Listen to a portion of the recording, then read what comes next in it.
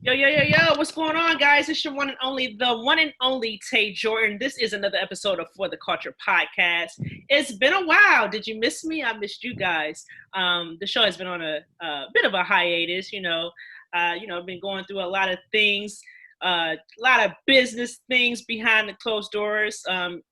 Not don't really want to share too much, but let's just say it's going to be a great 2021, in spite of COVID going into the new year with us. But anyway, I'm really excited as always. I'm excited, but I'm really excited about this episode. I have a gentleman that I heard on another podcast. Shout out to Truck and Hustle. You guys know I'm all over the place in terms of interest. So I consume a lot of content, but also I produce a lot of content. And this gentleman, man, I heard his story and I just was so intrigued. I was like, man, I got to bring this guy speak to my audience because he has just such a inspiring story. This guy, his name is Tay Carter. Tay Carter, welcome to the show. Thank you. I appreciate it, Tay. Thank you. For sure. I appreciate you having me. And all the Tays, we all, it's all love, man. I had to bring you on. Shout out to Tays. But sure. Yeah, man, I heard you on the Trucking Hustle podcast, and shout out to what's the gentleman's name? What's the host name? Ramel. Shout out to Ramel. Shout out to Ramel for giving me that opportunity. Definitely, man. He's a great guy, genuine guy, and I really appreciate him for giving me that opportunity coming back out here in the social media world. So definitely appreciate it, man. He got some big things going. Great success to him in his business. For sure. And his platform is just so great, man. I love listening to all the guests that comes on, and you were one of the ones that I was like, man, I got to bring this guy on.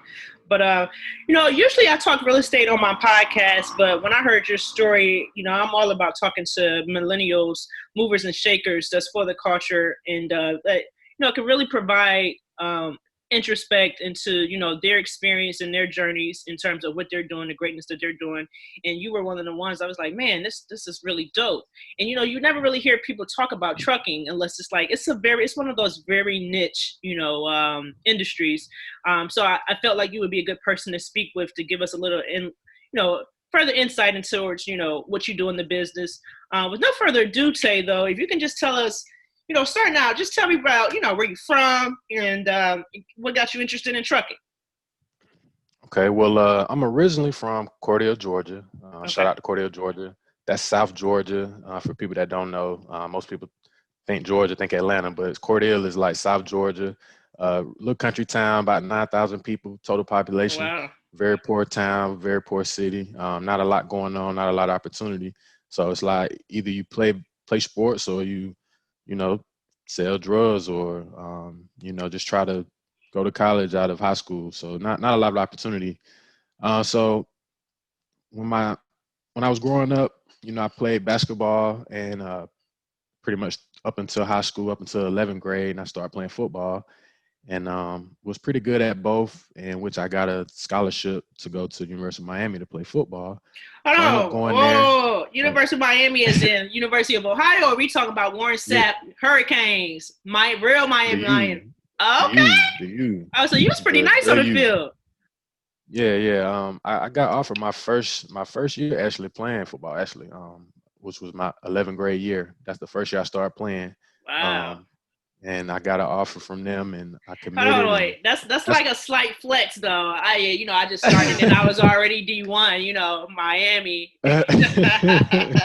Yeah. So I guess I just people seeing what I could do. So I started getting some attention in football, and I got the offer from them, and I ended up going to University of Miami to play my first year. First year I redshirted because I really wasn't focused, to be honest. It was a big transition coming from a small town going to Miami. That's a big transition. So I felt like the best thing for me to do was to kind of sit out the first year, work on my body, work on just getting better as far as football is concerned, and sit out the first year. So I sat out and ended up getting into some trouble and just doing a bunch of stuff. And so I ended up transferring, which I felt was the best thing for me to do at the time. I ended up going to Bethune-Cookman. Shout out to them for giving me the opportunity to come to their university to finish out my college career. And ended up finishing out there, played football, and graduated. And kind of like I said on the last podcast, if people tuned in, I really didn't have a lot of connections during college because I was a college athlete. For most people that may or may not know, college athletes really don't have a life in college. It's all school and whatever sports you playing. So you really don't have the opportunities to join clubs and go to social meetings and stuff like that and do things like that. So when I graduated, I really didn't have any opportunity afterwards. I didn't have anything set up. Like I was working a temp job when I graduated. I was just trying to do what I can. And so not to mention, I had a child in college as well. And so, it was very important for me to have some set up after college. So anyway, I ended up getting an opportunity through, this company who was a freight broker, and they gave me an opportunity to be a freight broker. Okay. And so I took that opportunity and, just wanted to do something to feed, myself and my family. So jumped into that, and, I didn't know anything about freight, didn't know anything about trucks, didn't know anything about sales. Just really just starting from nothing, just learning what I could. I started out and, kind of like most people, just started out doing the training, and they taught me what I needed to know, how to be a broker, the basics of trucking, the different types of trucks and things like that. And then they put me out there to go and get business, go and get clients, which means go and create relationships with shippers, to get loads and get freight. Okay. And so it took me a while to start doing that. It took me about 6 months because I was just trying to find my groove, find my way, figuring out how to talk on the phone and how to create relationships, how to be confident about talking about trucking, and stuff like that. So it took me a while, but I found my groove, and I started to get some traction, started getting some clients, and things started popping off, and I started becoming successful with that. I ended up having like a 200K account, business account as a broker. Wow. Like gross, 200K gross over a year. So I was doing a lot of loads, just dry van, reefer, flatbed, intermodal, drayage loads, just doing a plethora of stuff, all by myself. And because you basically had to. That's how most brokers are set up, or any sales position. They're gonna train you up, then they're gonna teach you how to do it. Maybe let you shadow someone who's been there a while, and then they put you on your own, let you see what you can do. And in the time that you're building up your book of business, you have to build it up to a certain, certain standard that they look for. Then you can start getting help. Then they can start, bringing someone to help you out. So I had to pretty much create my book of business by myself and run everything, do everything. So I was doing that for a couple of years. Go ahead. Well, I was just going to ask, so when you say, the $200,000 worth in the book of business, you had to create it on your own. So was that you got to actually call the shippers yourself, or, how did that work? Yeah. So basically you're as a broker, in most brokers positions, you're somewhat your own boss. You're pretty much calling, the shippers, or maybe they have someone to do that for you. But in this case, we had to do it ourselves. You have to go out and call shippers, say Walmart, or call, Toys R Us or whoever, calling them to create a relationship with them to try to get them to give you an opportunity to move some freight that they have. Okay. Whether that be, let's say Toys R Us needs some toys moved from Atlanta to, let's say you call the Atlanta location. They may need some toys moved from Atlanta to, DC. And it's up to you to ask them right questions, like, so what's going on? They may have somebody that's already doing it for them, but they may be messing up or whatever. So you call them and try to see what's going on, see if they can give you opportunity. But you're doing that yourself. So you got to call, and you have to, if you get the opportunity, you have to find the carriers to do the load itself, because as a broker, brokers are basically a outsourced, position toward a business. So say Walmart is a huge company. Walmart, you probably seen their trucks on the road. You've seen Walmart trucks go by, of course, but Walmart is super huge. The amount of stuff that they have as far as inventory will never be able to amount or match the capacity of trucks that they can go get. So what they need to do is they have to go outsource, say brokers to go and who have partnerships with trucking companies to move their loads for them. Say if they have too much freight, you know. Yeah. You're so yeah, go ahead. so we could possibly be on a road with some with truckers, and it doesn't necessarily say Walmart across their truck. It can be like regular plain white trucks, and they're carrying Walmart freight. Because I always assume only Walmart carries their own freight, but you're saying that's not the case. Right, because think about it, it's Walmart's everywhere. It's too much freight for them to. It's too many locations. It's too many stores. Think about all the stores across the U.S., just the U.S. Mm-hmm. If Walmart went and had a truck for every load that they have, for every store, for every location that they have, they're going to be spending millions and millions of dollars going out, getting their own truck, having to maintenance their own truck, hire their own drivers for their trucks. 90%, here's a fun fact, 90% of all Fortune 500 companies outsource their transportation and logistics. Wow. 90%, because they have to. It's easier because that's something that you can just hand off to someone who's a specialist, or that's what they do. And for you, that's easy to do because you have a big company. Let someone handle that, and you go, focus on your sales, focus on your marketing, focus on other things. I see. And so that's what a broker does. They have to go get the business, put carriers on the load, because a broker, their job is to partner with other trucking companies. Because brokers don't have trucks, by the way. They don't have trucks themselves. They just partner with trucking companies to, partner up to move these loads that Walmart or whoever have.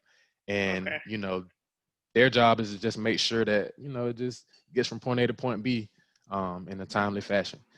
So, going back to the story, I did that for a little bit. And, me being in the office on the phone with these truck drivers, it just didn't feel real to me, because it was like I'm in this office. I'm not getting the same perspective from the guys that's in the truck, that's out there on the road, dropping the loads off, picking it up. So that led me to go and get my CDL, because I wanted to actually get that experience. And I wanted to start a company too, because at the time I didn't have enough knowledge. I only thought that the way to have a trucking company was to get a truck, buy a truck, and just start your own business that way. So I didn't know you could start a company without a truck at the time. So I went and got my CDL. Me and my brothers, and we went and got that, and I started driving for a little bit, flatbed and van, and I drove for about 6 months.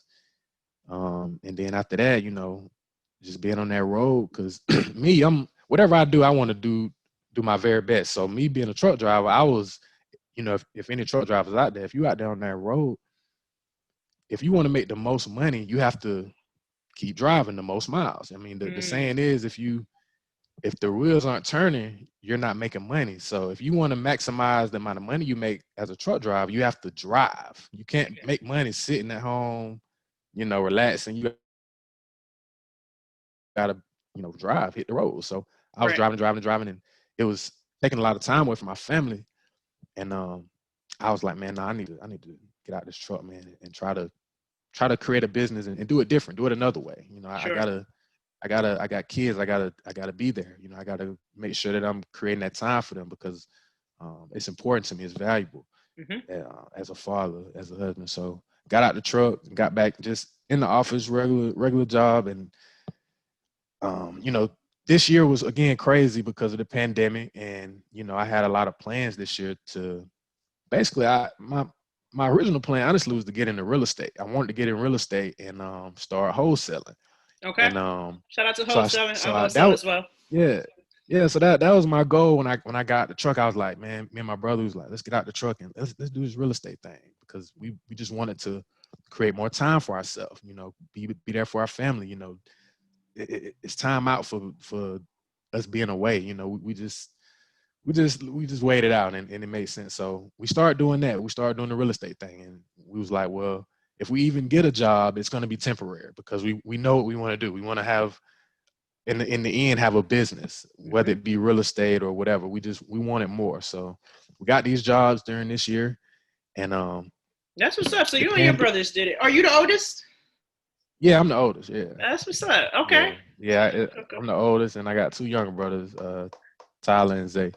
Okay. And so, you know, we got the trucks, and we was focusing on that, and you know, then the pandemic hit. But we had jobs, of course, because we was like, you know, if we're gonna have a job, it's gonna be temporary. So the pandemic hit, things was crazy, and you know, we were just trying to figure out, man, just what to do, how to transition, and you know, it was a crazy time. But when I was working my job, you know, I was still just trying to figure out a way to create more time, because I was working this job, and you know, it was cool. I was making, you know, a little bit more money than I was, or kind of about the same that I was in the truck. But it was like, I'm still at this job, away from my kids, away from my wife, you know, and in the pandemic, everybody at home. So now my kids at home, not in school. My wife there with my kids. She got to take care of my kids, you know, while I'm working,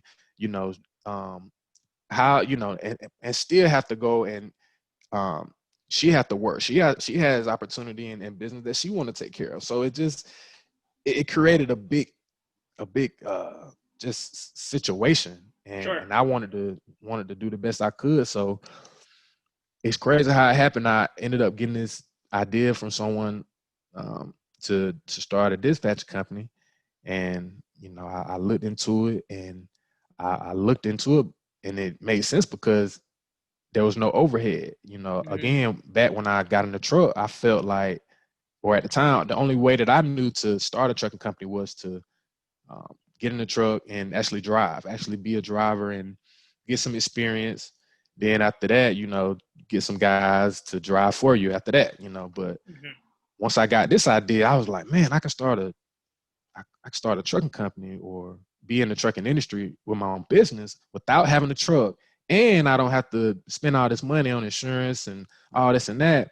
All I have to do is just get an entity and get an agreement, and that's it. Right. So I was like, oh, let me look into this a little more. So I looked into it. I made an investment. I took $100, did my LLC, got my business, and I spent another $100 to get subscription to a load board, which is a platform where a lot of brokers put loads that they need covered by trucking companies.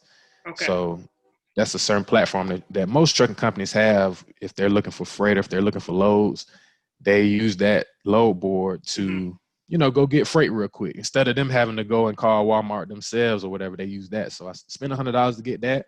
So was that a one-time fee, or that's like $100 monthly? Or it's monthly. It's monthly. Okay. $100 monthly. But so I got that, and I got my agreement, and after that, I was set up. And me having the experience and the knowledge, I felt comfortable going out and, you know, marketing my business right away and letting people know, like, hey, I got a dispatch company. So that's what I did. I went on my phone, went down my thread, let everybody know, hey, I got a dispatch company. Hey, I just started one. Hey. And just so happened that, you know, after about a day of me just going all the way down my thread, one of my teammates that I used to play ball with, he drives trucks now. Nice. He reached out to me. Hey, man, I know a guy. He might need you. He put me in contact with somebody. Okay. That's a client. Boom. Somebody that I used to work with back in the day at my old company that I was a broker for. We put a lot of work in. I let him know, hey, I got a dispatch company. He put me in connect with someone who has a lot of trucks. And boom, that was my next client. And I kept doing that. I kept getting opportunity from just doing that, just reaching out to people that I just knew on my phone. Just so happened that I was already in the industry. And so I got started there, and, you know, I was still working my job, and I started getting opportunity, getting loads, and I started slow. You know, I didn't, you know, if you were listening to the podcast, I had 40 trucks. Yeah, the company that I got the opportunity with had 35 trucks. But they Wow. didn't just give me 35 right away. They didn't just say, hey, here, dispatch all these loads for us. No, it took time. It took them saying, here's one. Let me see what you can do with one truck. Okay, Mm, you did a good job. Okay, let me give you another one. Give you okay. another one. That's So is anybody. That's so any is business. your 40 trucks that you currently dispatch, is it the same company? The one client? No, it's that company plus a couple others Okay. that we have. So but you know, that company is the one that I feel is a lot valuable because it just came from me having a good relationship with somebody in my Right. past from being a broker, Yeah. not from me just being a broker and yeah, I was a dispatcher or now I'm a dispatcher and that's my client. No, it was a guy that I was working with. We did a lot of business. We did a lot of good integrable business together. Hmm. And from that, you know, years later, that was years ago. Years later now, you know, I kept that relationship good. I never, you know, bashed him. I never did nothing crazy or Right. did nothing trashy to him. So, you know, I do everyone like that. Any relationship that I have with anyone, I take care of my relationships with them because, you know, I got Hmm. partners that I've been cool with since kindergarten, since I was two, Dope. 3 years old. So relationships mean a lot to me. So Mhm. having that relationship with him put me in this position. So, It's the snowball um, effect. and Cool, cool, yeah, cool. So let me ask you: are you currently still in Georgia? nah, I'm in Oklahoma. I'm in Oklahoma, Oh, okay, cool, outside the cool. Tulsa area. Uh-huh. So let me ask you, so let's rewind a little bit. So you are at University of Miami. Did you transfer to Bethune? Shout out to HBCUs, by the way. I went to HU, the real HU, Howard University. Okay, So shout okay. out to Shout out. HBCUs. Yeah. Um, so you leave. You graduate Bethune Cookman. What did you study in school, by the way? um, well, at first when I was at Miami, I was studying pharmacy, Okay. and then when I transferred to Bethune studying nursing. Okay. Because that was all that they had available as far as in the science, I guess, curriculum. They didn't really have a lot of options compared to Miami. You know, of Sure. course, that was a transition. So I transitioned from a small town to big school, Yeah, that's a lot then of go cultural big school differences. to all black school. You know, so they Yeah. didn't have the same, Yeah. you know, curriculum and things like that that Miami had. So I took nursing, but nursing was a lot considering that I was a student athlete and it was a Yeah. lot at first. So I ended up failing like one or two classes. So switched that. Um, I switched that to business because I felt like that would be better for me. That's something that I can relate to. So I ended up basically finishing out with that Okay. on the business curriculum. And Cool, cool, cool. So so this yeah. is dope. So that puts everything into perspective because you had. So you said your first job out, you kind of got, you knew somebody and it got you into brokering. You had no idea about brokering. I think that's really good because, a lot of people like, oh, I know nothing about trucking. How do I, what to do? But, your first job, you knew nothing about it either. And your first job, you basically learned and you immersed yourself in Right. the business. And then from that, you got your CDLs and you've been able to Mm. see both sides. I liken a lot of different things to sports. So it's interesting that you got both sides. Like, a player has an agent. If you look at it like, well, I once was a player, that would be the trucker, and you could say the dispatcher is like the player's agent, the advocate for the player. So I think it's really dope Mm. that you've been on both sides because you get to see two Right. perspectives. Um, Right. okay, okay. So going back, so once you got your job as a broker, well, so would that be a broker's agent, or you was working under the authority of a broker, or how does that work?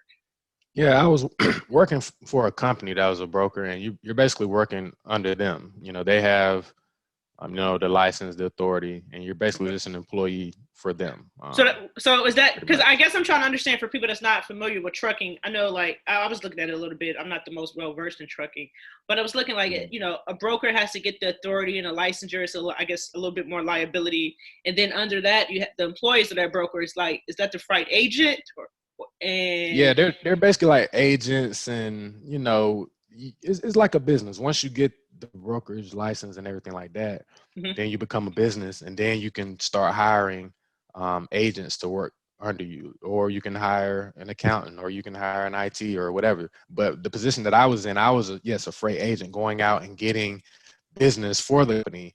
Okay. Representing them, and they were basically giving me a commission, just like any sales position, like an insurance company. You're Mm-hmm. working as an insurance salesman under the Mm-hmm. insurance. You're represented by that insurance agency, Uh-huh. but you're speaking on behalf of them.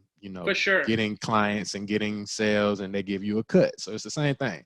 Okay. So that's what I was doing. They were giving me a cut for going out to get business, and I had to make sure those loads were good and maintain those relationships. And I had to take care of the the accounting and everything, and I had to do everything. So that's basically Cool. what a broker is when it comes to freight broker. Gotcha. Okay, so let's go back again. Give me a little bit of perspective in terms of the timeline. So, you graduate school. What year did you graduate school? 2016. Oh, wow. Oh, you're a baby. Okay, so you graduated school 16, and then you get your job as the under the broker. And then at what point did you go and get your CDL?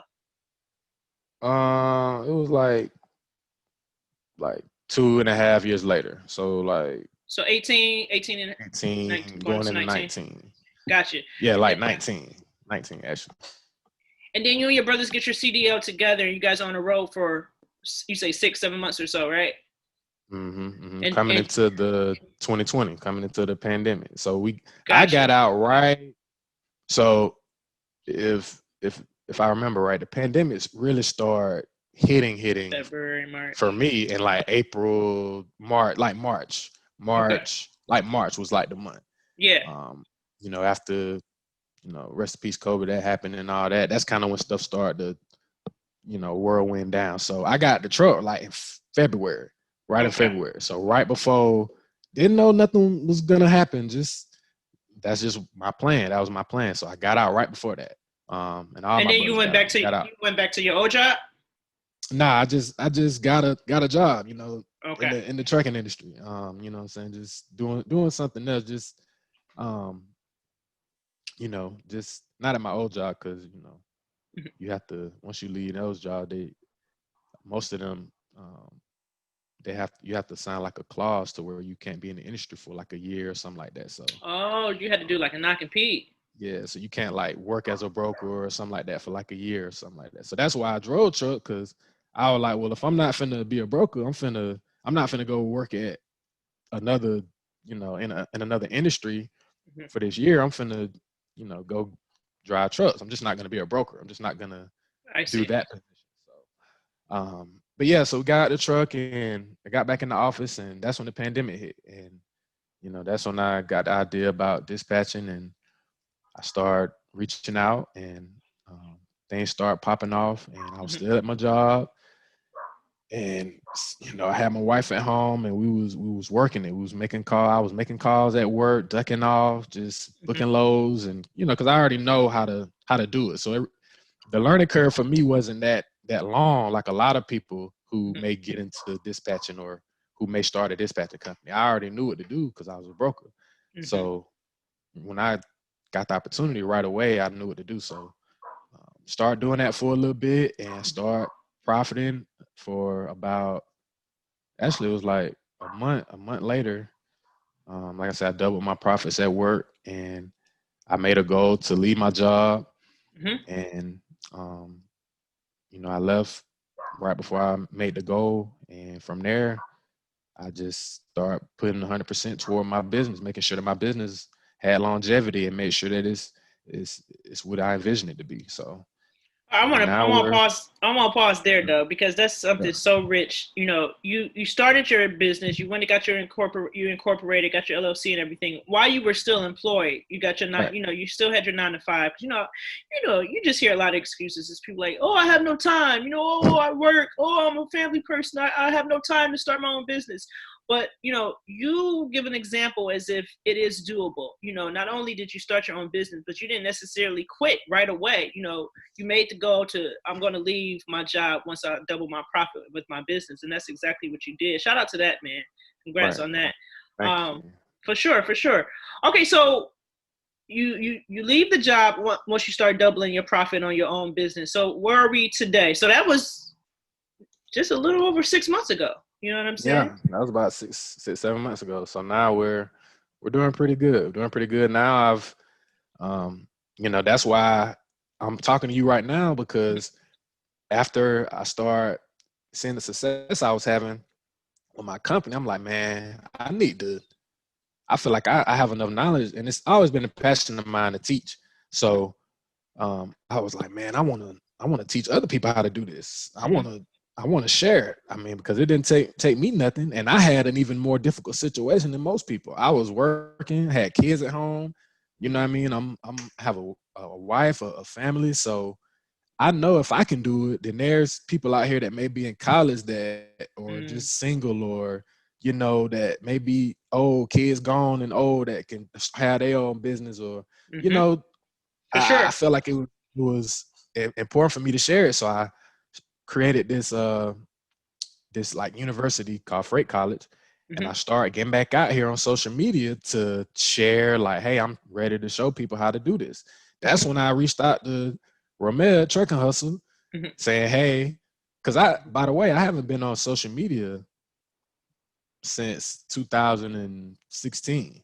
Oh I've wow. been away for about What, five, you've six been years under because a rock. I've devoted that time to reading, and Yeah. enlightening myself, gaining more knowledge, and so I felt like it was important for me to get away during those times because I didn't want to get caught up in everything that the society was doing. So I wanted to spend that time working on myself, and I did. And me wanting to share my story and share how to do this business led me to getting back out here, you know, on the social media, and meeting people like y'all, and I didn't want to do it, but I'm here. Meeting people like y'all makes it more worth the while, because like, man, it's real people out here that's really genuine, that really care, that really want to see people win. And so that's where we are right now. So I'm working on this course, how to start a dispatching company, with the Freight College, and that'll be available in about a month. And so that's where we are now. Just from the success, I wanted to create a course to show people how to do it, and that's. Tell me about this course, man. Like, okay, so you say it's launching in about a month, right? What can students look to gain that does enroll in this course? What is it that they can get out of it, would you say? Well, I would say this: you're gonna get the basis about everything about the trucking industry, the broker side, the truck side, all the knowledge that I have, Okay. how to start a dispatching company. You're gonna get all the basics. But I feel like what sets my course apart, is, we're gonna teach you that, and it's a lot of courses out there that can do that. From me looking around, just seeing what other people have going on, a lot of people can teach you how to start a dispatching company and be a dispatcher. But we're gonna teach you the extra on the back end, like how to be the Superman or the Superwoman. And what that means is we're going to teach you how to handle situations. We're going to teach you how to problem solve, how to provide solutions to your carrier in situation. Say, for example, you start your company, you're a dispatcher. I don't know how these other courses are, but when you start your company, we're going to still be available to you through our Zoom, so that when you start and you start actually getting loads and you actually start reaching out, we're going to be able to be right there showing you, oh, okay, you book a load. Okay, well, something happened.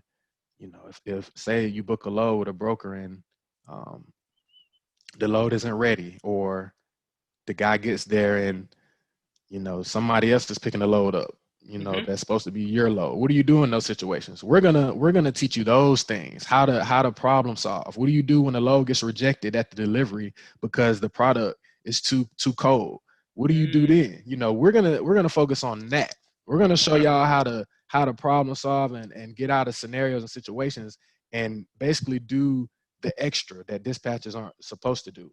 Things that I've learned from being a broker, doing the extra, going the extra mile. We're going to teach you those things, how to go the extra mile to make your business be successful and to set you apart from other dispatchers out here. I mean, that's what we're going to teach you. And we're going to do that through the Zoom meetings. Once you do the course, you're going to be a part of the community, a community of other graduates who graduated. Okay. And you're going to have access to these meetings where we're going to talk, solutions, problems. We're going to talk how to approach what's some of the best ways you found to call these carriers to get them to work with you? What's some of the best ways you found to call these companies to get them to give you business? We're gonna give you the extra on the back end to keep your business going, to allow your business to grow. We're gonna grow with you instead of just giving you a course and letting you go out there and see what you can do. So I think that's what's gonna set us apart. That sounds really good. It sounds like it's going to be an extensive course that students can learn, gain a lot from. So that sounds really cool. Sure.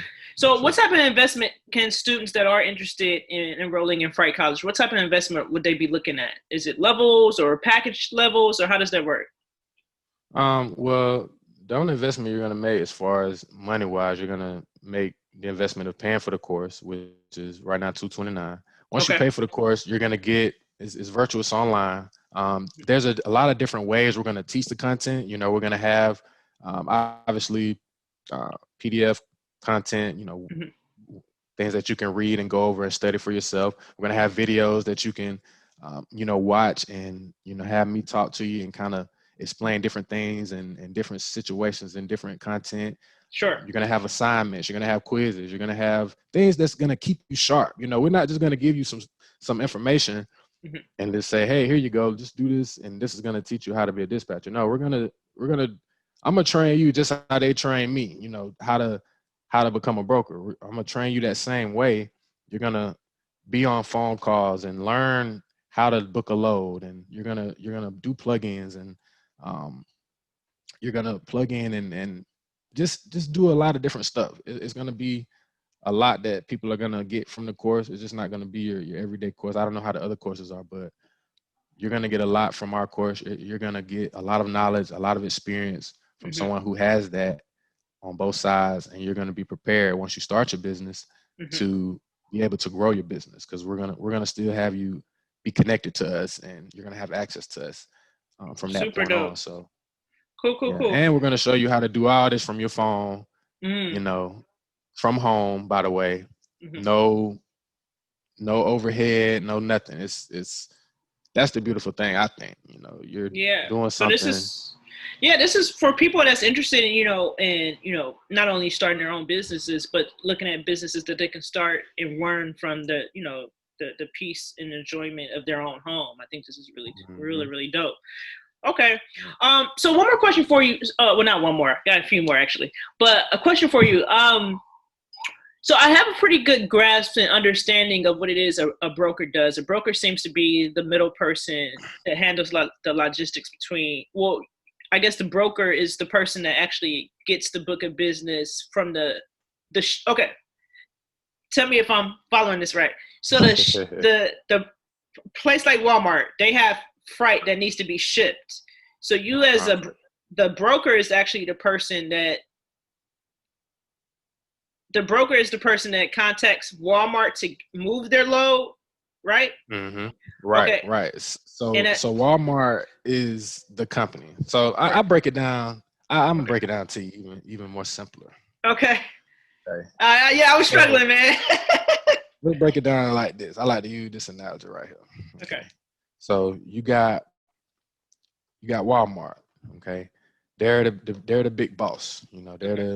They're the kingpin. Everyone knows Walmart.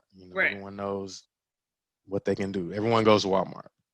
So, okay, Walmart has a lot of stuff that they need moved. So they can go out and buy their own trucks, but why not go and pay for a broker who has relationships with these trucking companies, who has relationships with thousands of trucking companies across the country? Because what happens is a broker starts a business.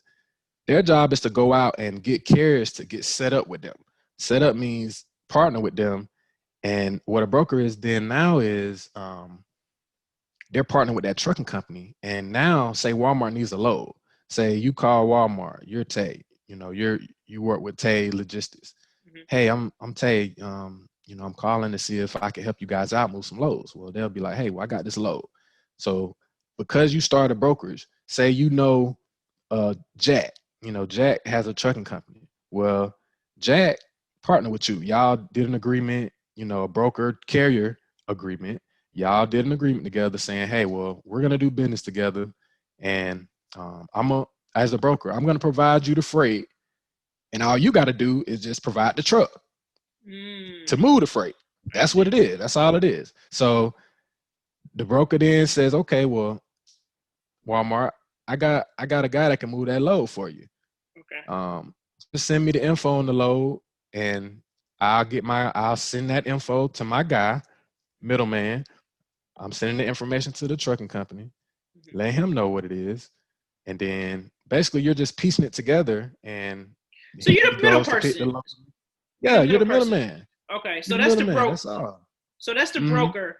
So let's cross over from brokering to dispatching. So the dispatching seems to be the person that you're not the middleman in actually contacting the Walmart. You're the person that's actually working with the trucker, the carrier, right? Right. Because yes, say you are a truck driver and you went and bought 5 trucks. You went and got 5 guys to drive those trucks. Well, now you don't need those 5 guys spending time on the phone at the truck stop in the morning saying, man, I need to book me a load, man. I need to call. I need to go get $100 and spend hours and hours and hours wasting my time trying to find a load. No, you get a dispatcher. So a dispatcher is the person that go and spends that time for those truck drivers to go and book the loads for them, to link up, because the broker, majority of the time when they do put a load out there and someone calls in on it, for example, the person that's calling majority of the time is either an owner operator who's a guy who's worked for himself. He has his own truck. He's calling in saying, hey, let me get some information on that load. Or it's the dispatcher for that company calling on behalf of those trucks saying, hey, I see you got a load on the board. I got some guys out here in Texas. Can I get some info? Because the truck driver don't need to be doing that. He needs to be driving. He needs to be focused on getting from point A to point B. He doesn't need to be doing that. So a dispatcher cuts that labor out for that truck driver. You're now the middleman between the broker and the truck, the trucking company now. Okay. You're still the middleman, but now you're just facilitating information about that load from the broker to the trucking company. That's gotcha. So you know how I said I like everything in sports. So if I had to put that into a sports perspective, like a player, no player wants to be their own agent. A lot of people be like, oh, well, don't no player need an agent. But if I put this into a sports perspective, it seems that the dispatcher is the agent for the trucker, and your job is to make his job a little easier, whereas he don't have to go get his own contracts. You can be like, hey, I got you, go here. So therefore, like a player only needs to focus on playing, that driver can just focus on driving. So it lessens his load, seems like. Right. I lost you, Tay. Hold on. Can you hear me? Okay, you back. Yeah, I hear you. Sorry about that. I was saying that I'm gonna use that example next time. That's the exact that's exactly right. You're an agent. You're making that trucking company job easy. You're doing all the contracts, the paperwork, the documents, all that player need to do is play ball.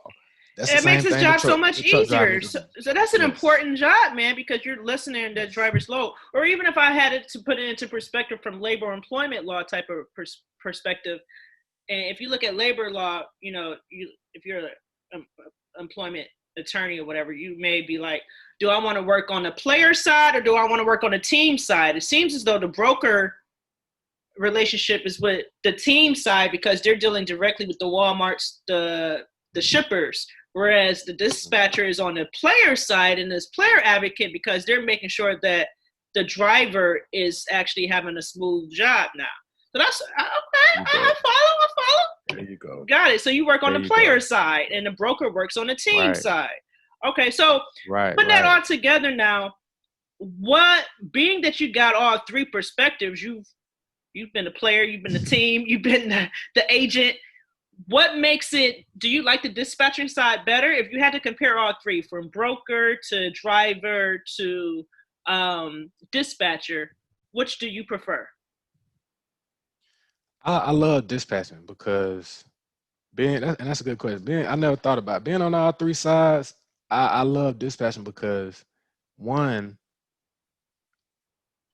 the work is a lot less than all the other three. All you're doing is making a call or an email, setting up a guy with a load. After that, all you're doing is just, updating that broker. Hey, my guy's here. He's there. He's there. That can be done through text or whatever. Mhm. I love that aspect. And two, is not a lot of liability, Okay. because you partner with that trucking company directly, they're going to handle the load for you. So you don't have to do any driving, any labor Right. on that side. I love too, you can do it from anywhere. I can do it from my phone. I can do it from my laptop. As a broker, um, if you're working for a company, you have to go to the office, do all of that, work 8 hours in their office. You're going to get paid a certain amount, a certain cut, Hmm. based off the load. Whereas as a broker, a little bit more like it just a lot more liability. I'll just say that it's just a lot more that you have to handle. I see. So I like dispatching because it's a lot less liability, a lot less work, and Less overhead it's too. just Sounds easier. like you're not Yeah, owning less the overhead. trucks. You're not owning it. Do you even, as a dispatcher, do you even have to get insurance? Like if you were a trucker or a No, broker? no, Wow. you don't need insurance. You don't need anything because Wow. all you need is an agreement, pretty much, just with that trucking company saying that I'm your dispatcher. But as a broker, you need insurance. You need a license. As a truck driver, you need insurance. You need insurance for the truck. You Yeah, have that's to do maintenance on the expensive. truck. Yeah. So in the middle, as a dispatcher, you're the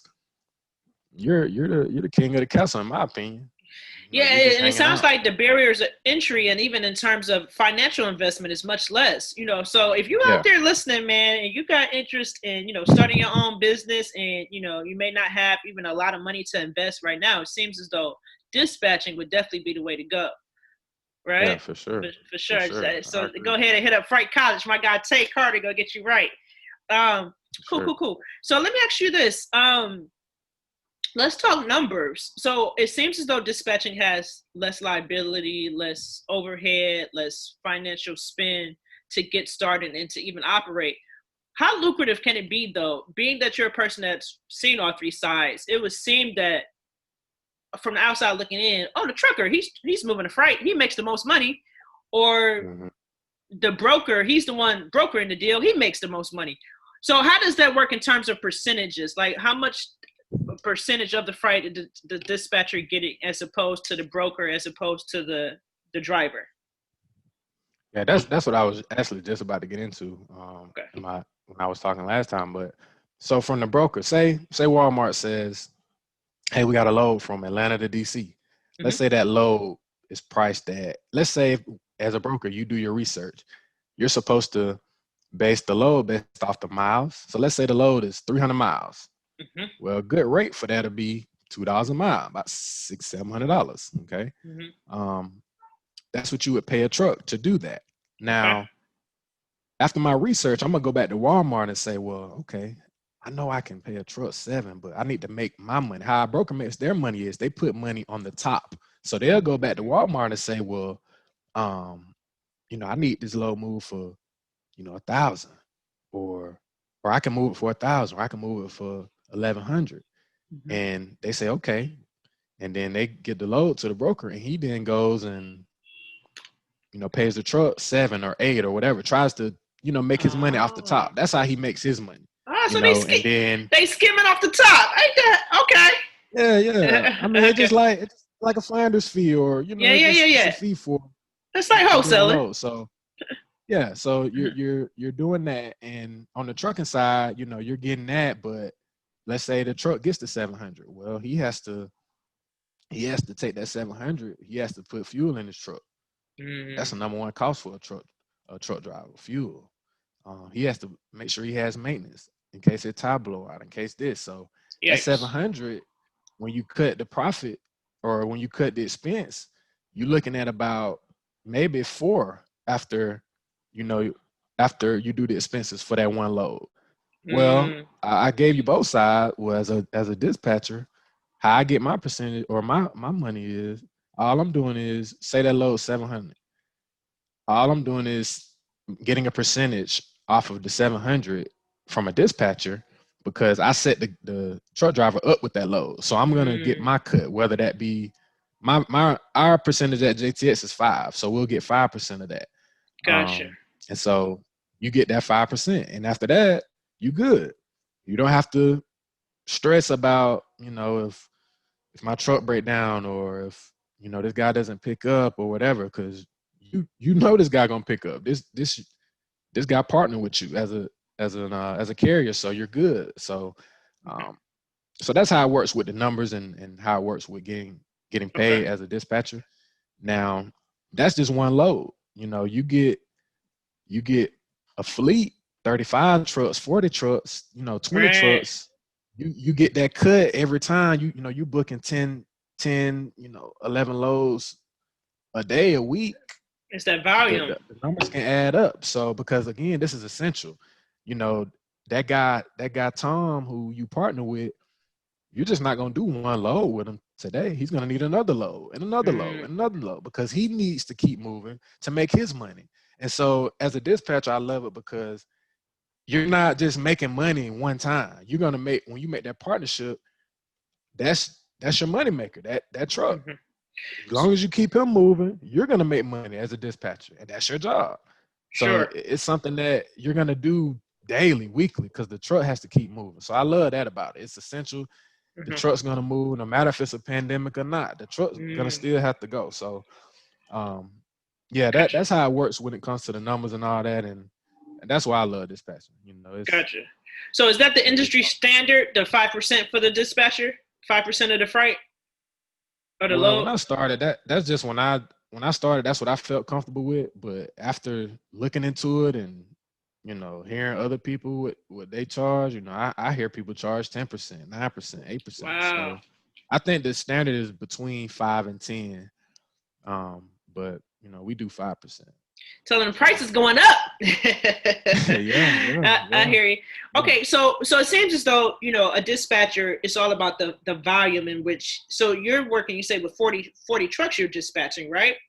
So on your day to day, so I guess my question is like, what does a day to day look like for you? Are you doing is it like never ending? Are you working around the clock? Is it like I'm dispatching all these trucks all at the same time and at night? Like how does that work? No, it started out again with me getting one truck and then seeing what I can do with that. And so all the things that went day in the day with that truck were, finding that truck a load, getting the company set up with the broker, which is filling out packets, just doing updates, things like that. And again, when I talked about it on the podcast with Trucking Hustle, those load boards, I don't look at them as just ways to get freight. You can use those load boards to create relationships with those brokers. So now instead of you having to go to that load board every time, now I got Chris's number, who I did a load with. Now I have his number. I can just text Chris now. Hey Chris, I got a guy. He'll be in Atlanta today. Let me know what you have. So in the beginning, you're going to be doing a lot of work because you're new with the company. You're just getting started. You're figuring out where they like to go, where they don't. So it's a lot of work in the beginning, just like a broker, just like anything. But over time, like I say, you set it up right. You get the relationships. You build the partnerships with the brokers. Now your day-to-day isn't, I'm booking loads all day. Now it's, I got a truck that needs moved. Let me just text Chris. All right, that load book. Just email me the rate confirmation, which is the contract to do the load. Just send me that. So now my days are a lot less workful because I'm cutting out a lot of that labor because I built up relationships and partnerships over time. So now I'm just making sure everything is structured, making sure my trucks are good and all of that. And so so it sounds like it's pretty. Yeah, go ahead. Yeah, I was just gonna say, I don't know, man. Like dispatching 40 trucks sound overwhelming. So it sounds like you got to be a real organized person in terms of like, okay, well, I booked, say these truck drivers are like, okay, Philip heading to Oklahoma at 7. Okay, he coming back. Okay, Jack is going to Mississippi at 8. Okay, he coming back. Okay, I got to book those. So how do you stay organized as a dispatcher, even to keep up with all this? You know what I'm saying? Yeah, that was one of my biggest hurdles, I'd say, in the beginning, because again, I was doing this at work, on my Wow. phone. I was doing all this, and not doing 40 trucks, but just doing one truck is a lot. Just having to keep the organization and make sure that you know where this guy is, and so I just had to find ways to create organization, which is through Excel and Mm-hmm. just making sure my paperwork is good, making sure everything is in order, making sure my documents are in line. So over time, just I created organization habits, to where I was able to just make it work for me. And again, I have a little bit of experience because I did it as a broker. So, Sure. it's really just all about moving fast, just communicating fast, just Okay. the same way. I see the same way people be on their phone texting and, on the phone calling, and you do that same thing as a dispatcher. You just texting and communicating quickly, fastly. And, you just doing that, pretty much throughout the day, which people do all day, every day anyway, when you're talking to your family and stuff like that. So Yeah. yeah, Is it it's pretty not. demanding though in terms of the time commitment? So if a person is looking, let me ask you this: if a person is looking to start a business, would you say dispatching is a good business to start if they're looking for like, I guess like something that can do even part time or have the freedom to, it doesn't seem like it's the type of business you can start to you pop in, pop out. It sounds like it can be around the clock because truckers are on the road at night too. So are you Right. booking at night or yeah? No, because so when you book a load, all you're doing is from a dispatcher, you're calling, say Sam as the broker. Mhm. You call him, he give you the information about the load, you give it to the driver, they send you a contract, you sign the contract on behalf of the trucking company, which that's why you had the agreement with him anyway to do stuff like that. You sign, and then after that, the truck is doing all the work. The truck driver going to pick the load up and dropping it off and driving. Your job after that is just, it should be, to just update the broker saying, hey, my driver is, on site. He picked up, or Okay, hey, so you he's do go to sleep. yeah, like it's Okay, not, I'm not working all day, like, because okay, what I just, booking that load, it take like 5 minutes. You're just getting information. I I'm see. just explaining it to people who may not know anything about it. It sounds like a lot, but once you do it, you making a call takes 5 minutes getting information. Hey, a load picks up here, drops off. Is this heavy? This is what's on the back, which is some Mhm. apples, and this how much is paying. And if your guy want to do it, he say, yeah, you do it. They shoot you an email. Um, you sign the rate confirmation, and that's it. You good. Gotcha. That takes 5-10 minutes, Okay, so out it's your not door. as demanding as it sounds because it could sound Nah, overwhelming. Gotcha. So, nah, it's not the. so let me ask you, so you have the dispatch carrier agreement with your truckers, your Mhm. carriers. Is that exclusive? Can they only carry freight that you get for them? Or can they get freight from other dispatchers or he book freight himself? How does that work? Is his truck only moving off the freight that you give him? No, no, no. What I like to tell, my clients, we're just a piece to your puzzle. We just want to add value to what you're already doing. We're just another weapon to your arsenal, because as a truck driver, you should be trying to get your own freight or relationships yourself. Oh, Um, okay. you know, if you're not, you hire a dispatcher, but you know, say you got another dispatcher, or say you get a relationship with a direct or with a Walmart or something, then if you put those loads with them, that's fine. That's okay. The agreement only just um what it does, it just states, hey, if I find you a load, this is how much I'm gonna get paid for it, and this is our agreement on those terms. This is the agreement for that. This is the agreement for the load that I set you up with. But Hmm. no, if they want to go get loads or do some other business, um, then that's fine. But it's just good to have that dispatcher there to, be an extra weapon in case you may be in Arizona where there's no freight there. You don't know any brokers or you don't have any customers out there. So you may need me to help you find something. So that's what that's for, I see. to have an agreement set up in case I do find you a load. You already know the terms, how much I get paid, how to pay me, the power of attorney, which allows me to, the limited power of attorney, which allows me to sign on your behalf and do things like that. So that's all that is. Have you ever ran into that situation to where you did sign on his behalf with the shipper that, hey, my guy Tom is gonna pick up your load, and then you come back to Tom and he like, oh, Tay, I already booked. I'm going to Mississippi. So how does that work? Do you got to go back to the carrier and be like? Yeah, that happens. I mean, you just go back and just, hey, my guy, just he found something else. I may have to cancel this. But that comes with doing that right away. That's why I say it's all about being fast, because say that happens, you find another load. Oh shoot, well, I'm finna go do something else. That's what most people will do. Your job then is to let that broker know, hey man, my guy found another load. Let's cancel this load because we're not gonna do it. Because that's gonna put that broker in the best position to recover it, to find someone else to pick it up. That's what we're going to teach you, those things, how to handle situations like what you just explained, how to be fast, how to be responsive, hey, this happened. Let me reach out to this guy. So, that's what, those are the little things. Because I would imagine that, I think that's important, because I would imagine it's not always perfect and sunny and smooth sailing. No. Like, for instance, has there ever been an instance you have this agreement with this driver, you're dispatching his truck, and like he carried the freight and he just didn't pay you? Have you ever ran into that? No, I never had that happen. Okay. That's why we had the agreement set up. Gotcha. Well, that's good.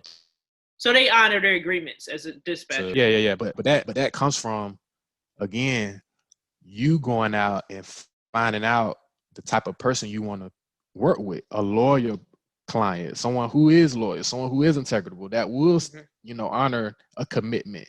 Those are the type of people that I work with. So I don't have to worry about things like that. And that's important for you as a business owner to know who it is you want to partner with.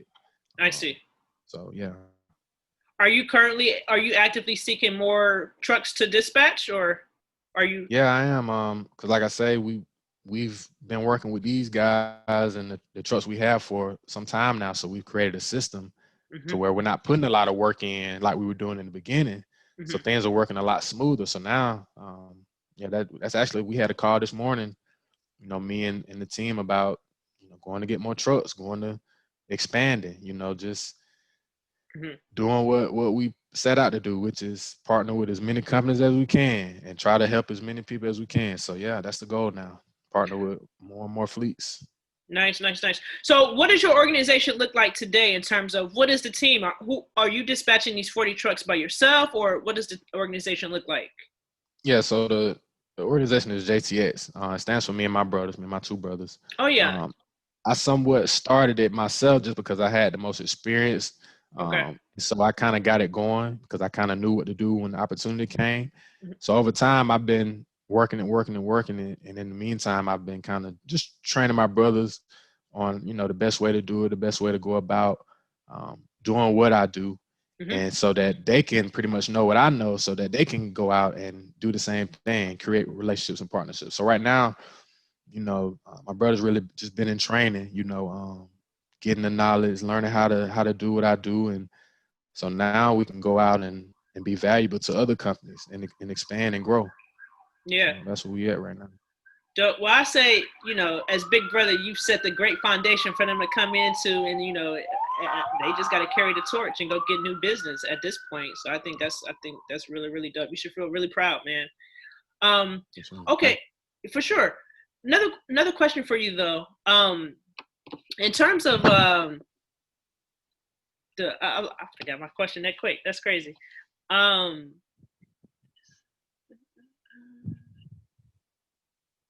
Dispatching. Wow. Anyway, so in terms of dispatching, do you think that it is in terms of dispatching? Is it more of a? It seems that it's all about the volume What's your opinion on in terms of the actual financial freedom of it? Like, I guess my question would be, how lucrative can it actually be for someone that's looking like, it doesn't seem like it's not many businesses that's like, you go get rich overnight. If somebody is Right. promoting rich overnight, it sounds like a business you need to stay away from anyway, because it's probably a pipe dream. So my Mhm. question to you is, in terms of if somebody's looking like, well, I want something that I could become financially free. Is this the type of Mhm. business that you think that, if you build it up, that it is something that, I mean, look at yourself. You walked away from your job, so it's obviously is lucrative. You know what I'm saying? But Right. if a person is looking at getting into, they know they want to start a business. If they're looking at truck dispatching, they say they want to start a business, but they say they want to start a business that's going to make them financially free. Is trucking dispatching that type of business? I say it is if you have the time to commit to it. Okay. If you don't have a job, or if you have a job and you're able to create time to make calls and connect with people and go out and get clients and stuff like that, it can be, because it's something that you can do while you're working. It's something that you can do and build up and grow over time. Okay. And I feel like it's lucrative because it's the trucking industry. Like I say, when you book a load with a truck, you're going to continually book loads with that truck, because that truck driver is going to continually drive so that he can make money.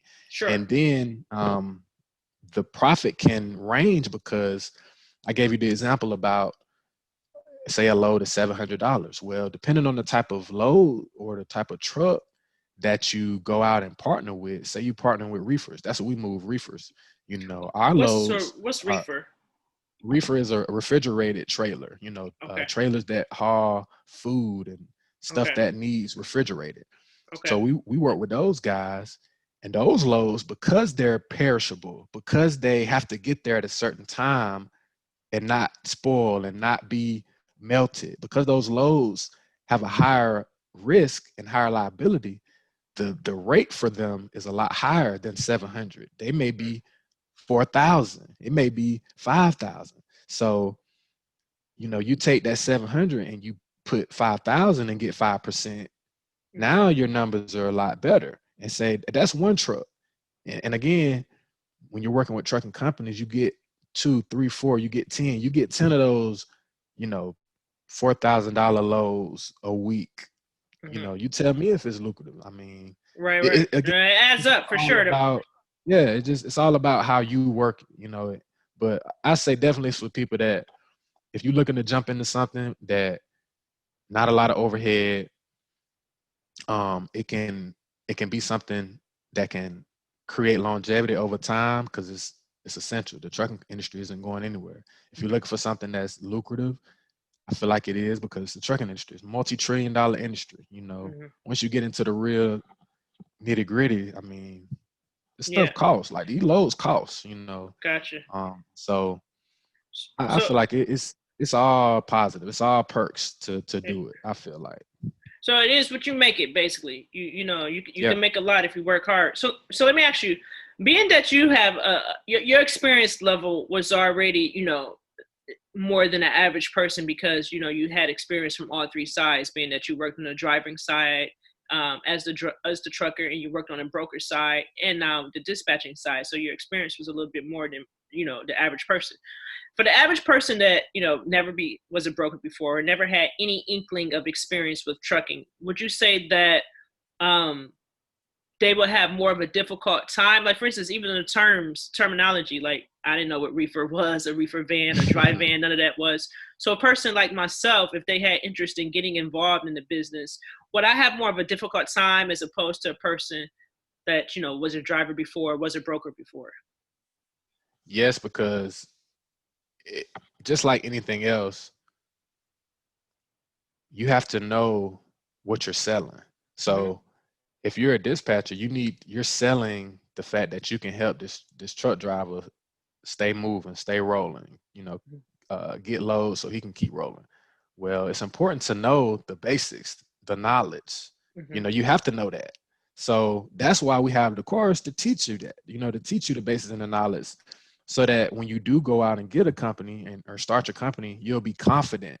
you'll know the value that you can bring to the table because you gain the knowledge. So I feel like definitely for someone who hasn't been in the industry, if you take a course or not, make sure that you gain as much knowledge as you can, because this isn't something that they teach in school. This isn't something that Right. you can just go take a class on. They're not teaching us this in school, so it's going to take knowledge. And like me, I had to stay up nights working, reading, learning the industry, learning commodities, learning everything so that I could be confident. But now that's why we have this course available, so that you can get all the work that I've put in over years, you can get in, a matter of a couple of days or whatever with our course. So I definitely feel like it takes knowledge, For one sure. with anything to get into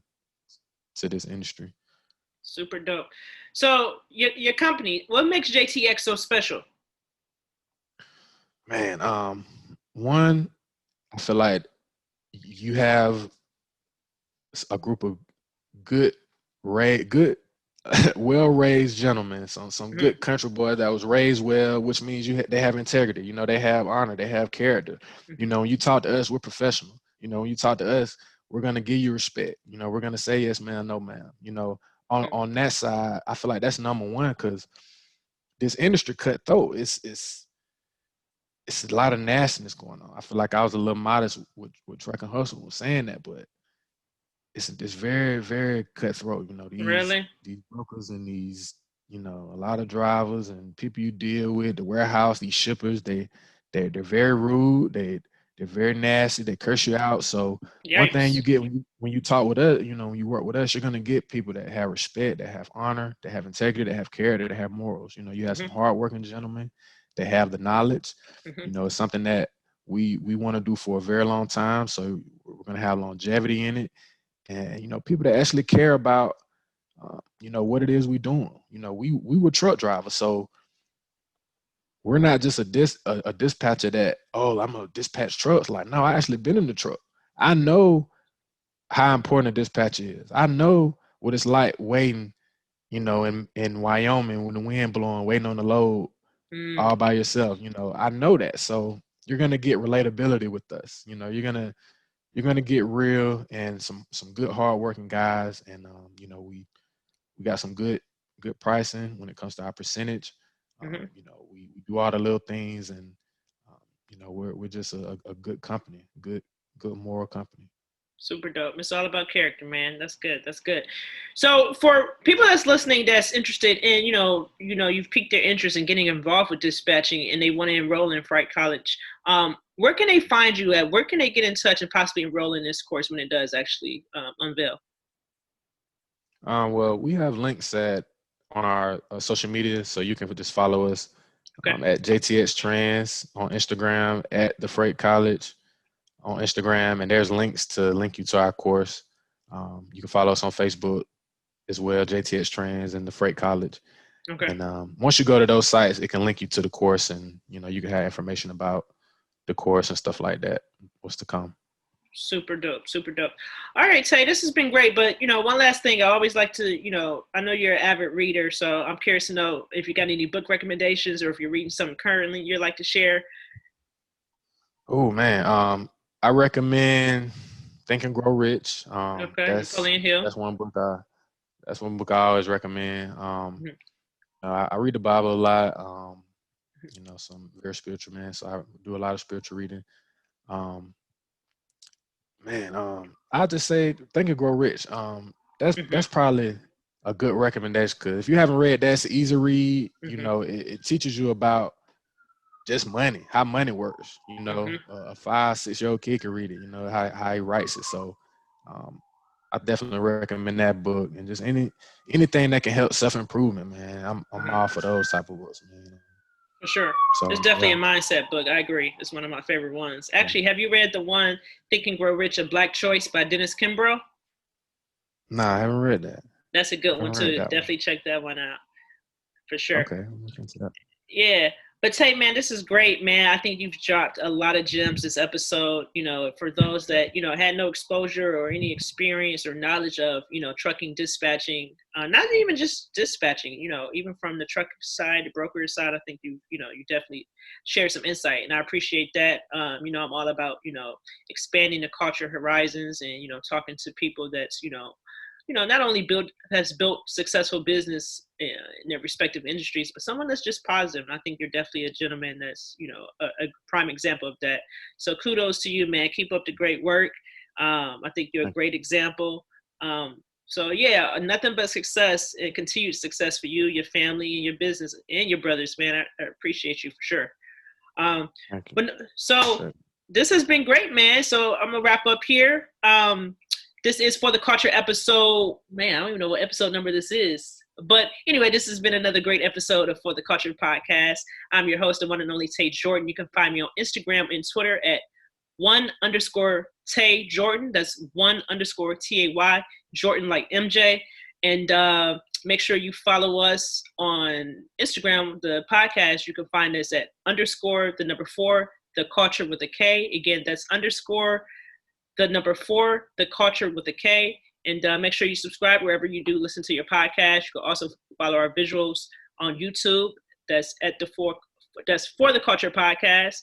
And rate, subscribe, and peace and love. Godspeed. Peace and love. Peace and love. Hold on one second.